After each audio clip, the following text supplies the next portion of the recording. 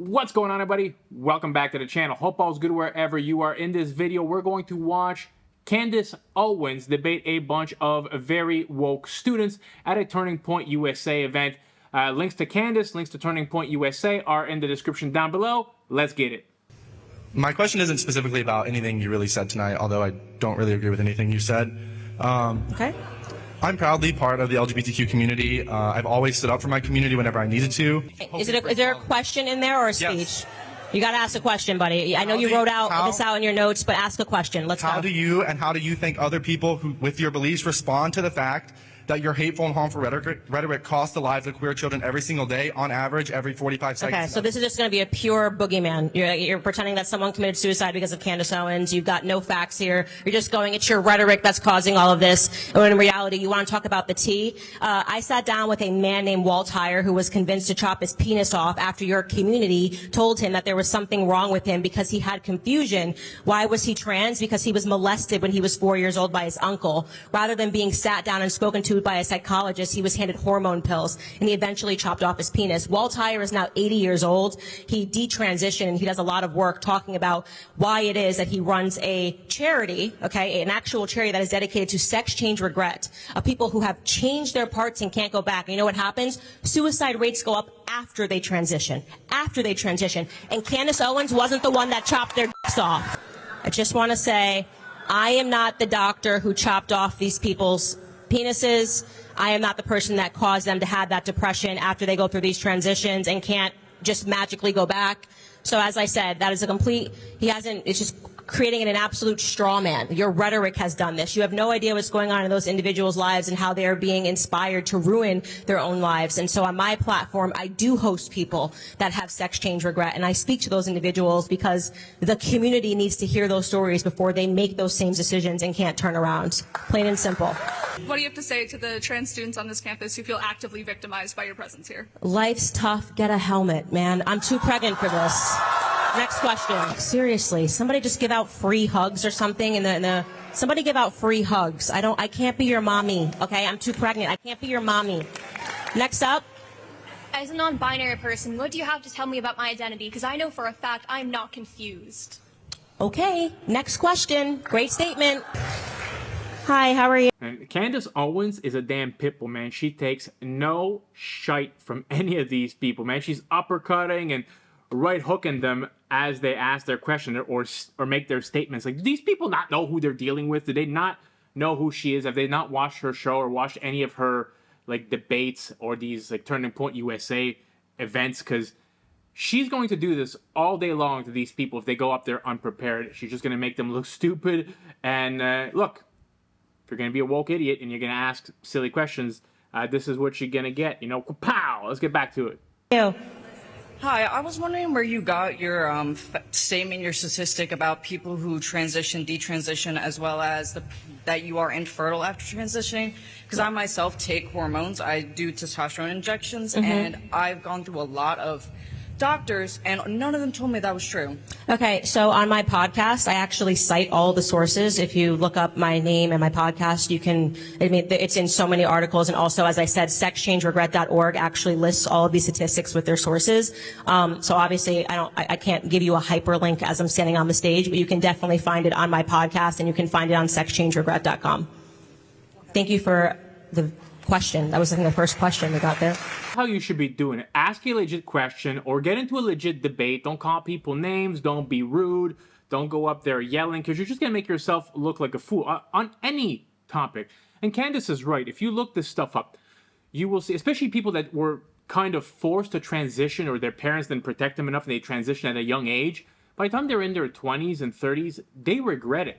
A lot of these people, say a young boy, for example, who transitions to being a trans woman, a lot of them, they would have just ended up being a gay man, which is totally fine, and they wouldn't have all the issues that they have that came with transitioning into being a woman. So, yeah, there's tons of these stories out there, and some of them are really sad, to be honest with you. If you hear them, if you listen to that stuff, they're quite sad, and these are people that this could have been avoided because they were pretty much taken advantage of when they were little kids. They didn't know all the facts, and they had, in a lot of cases, just bad parenting. Let's get back to it. Hi. According to Britannica, the definition of the nuclear family has expanded with the advent of same-sex marriage. Children in nuclear families may be couples' biological or adopted offspring. Does this mean that the merch you sell supporting, nuclear families means that you support trans couples adopting, gay couples adopting, and spreading this rhetoric that you talk about? So you're talking about the expansion of definition. So right now they've expanded the definition of woman to include biological males. This gets back into what I was saying earlier about the left controlling linguistics and just pretending that, okay, a nuclear family can now be two trans parents that are adopting a child. That is not the nuclear family unit that I am talking about. I believe that I am talking about marriage between a male and a female, which naturally and biologically produces children. So no, I do not take that new updated definition of what it means to be a woman or what it means to be a nuclear family. And this is why I care about this topic, because I care about the truth. It's not at all because I care so much about what this community does in their home behind closed doors. Could care less. I care about the truth, though, and I care about women and their spaces and how they're being affected. I care about children. I care about facts. And I care about human beings, which is why when you start changing the word fetus in the dictionary to suit your needs or your narrative or the ideology that you're trying to preach, when you start changing the word woman, when you start changing the definition of what a nuclear family is, then people start to care. A man cannot just miraculously become a woman. A woman just can't miraculously become a man based on I feel like a woman or I feel like a man. No man on the planet, no biological man knows what it's like to feel like a woman, and vice versa. This is why this conversation matters. It's about truth. It's about language. It's about laws that affect all of the population just to appease a very, very small, minute part of the population. Guys, if you like these videos, please consider subscribing to the channel. Leave a thumbs up. Let's keep going.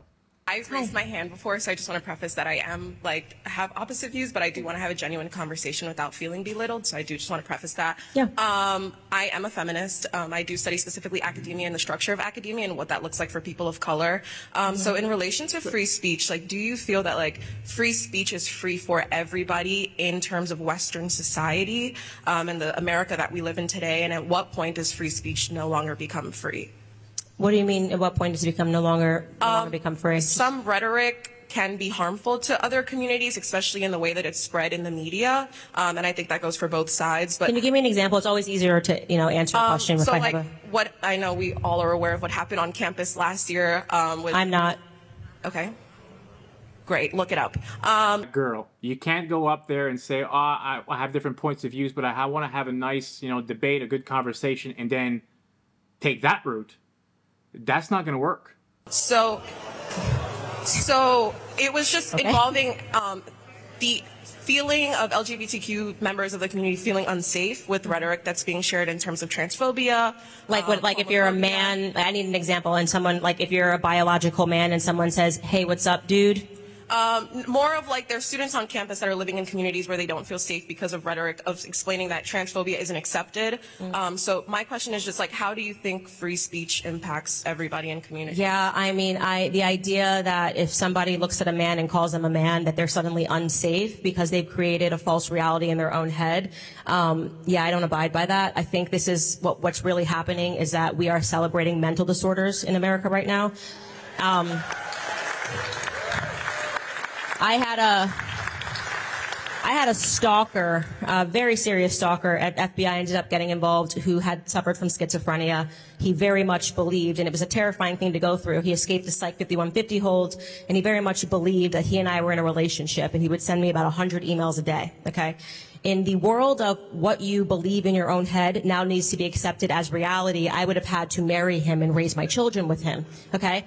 But what was going on in his head wasn't actually reality. And me saying that this person needs to stay away from me and my family because there's something wrong with him and he was threatening to kill me if I didn't, raise my child with him, that was reality. That was something that had to be dealt with. So what's happened right now is the left is trying to make it seem that people who see reality for what it is are demented and are creating unsafe territory, and that's not the truth. In fact, what I think is unsafe territory is for people to be affirmed in their delusions. So I will never refer to a biological male as a female. And if that makes somebody feel unsafe, you know, I'm not following you around. I don't know what happened on your campus. I wouldn't follow you around and say, hey, you're a male. Totally fine. Go live your life as you want to live your life. But when you say that the way that you live your life now has to impact me and I have to pretend that I see a woman when clearly you are a man, I shouldn't have to play that game. That's all. Thank you very much. This young lady, I think, started off with the good intentions of having a conversation with Candace. But as we see with a lot of these woke students, when things don't go their way, they start with a name calling, they start getting upset and angry and all up in their feelings, which is kind of what happened here when she told Candace, well, you just look it up, as if she's supposed to know everything that's happened on campus or in that city. Don't expect that. You provide the facts, you provide the story, and then you guys can both talk about it. Now, she was talking about hate speech, and we have laws that say you're not allowed to incite violence, and those laws are in place for a reason. We've had them forever. But you leave speech alone, because this is something that Jordan Peterson talks a lot about, is who defines hate? Who defines what hate speech is? Because, you know, if you ask 100 people, you're going to get 100 different answers. And most of the time, if laws had to be put in place on this, the people that would be deciding what hate speech is the people that you would least want in charge of defining hate speech. You don't want, in this case, the Democratic government or the Liberal government in Canada to define hate speech, because they will define it in a way that suits their narrative. You leave speech alone.